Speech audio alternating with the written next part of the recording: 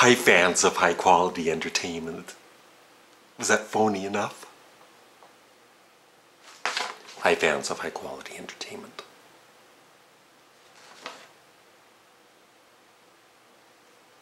Now it won't stop. Anyway, the other day, yesterday, I did a video in which I listed 11 albums that on first listen I didn't like, but I grew to love them with further listens. And to kind of reverse that a little bit, I have chosen 5 albums that on first listen I absolutely loved, but then on further listens I just quickly got bored with them. And it's not to say that I still don't love the albums or the songs on them, but it's just that I don't need to hear it anymore. I've heard it. I'm not getting anything new out of it. So here we go. Talking Heads, 77. I bought their debut album when it came out. I absolutely loved it. I played it a handful of times, and after like 5-6 listens of it, I got bored with it. And I might play it now once, twice a year and enjoy it, but I don't need to listen to it anymore. On the other hand, their album Fear of Music, I could play that once a week and not get bored with it. So I don't know what the difference is, the production, or maybe Talking Head 77. It's more, I guess it's more of a basic, those songs I guess could be performed live, the very same. But with Fear of Music, there's more production and there's a bit more going on, or maybe they're even better songs. I don't know. This album, this double album, when it came out, I remember calling up my brother and saying, this is one of the greatest albums I've ever heard. And maybe it is, but I don't need to listen to it anymore. It is Electric Light Orchestra's Out of the Blue.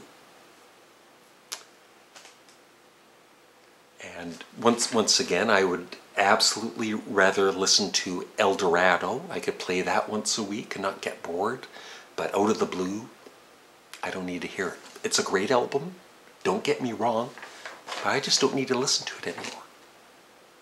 Another debut album, when it came out, I wouldn't say I absolutely loved it right away, but I grew to love it. Elvis Costello's My Aim Is True. When his follow-up came out, this year's Model, I thought, oh my God, this is way better than the debut album. I loved it right away, but I got tired of it fairly quickly. I mean, I love even today, I love all of the songs on the album, but it's not an album that I want to play a lot. There's other albums by Elvis Costello that don't bore me, but that one does after a few listens.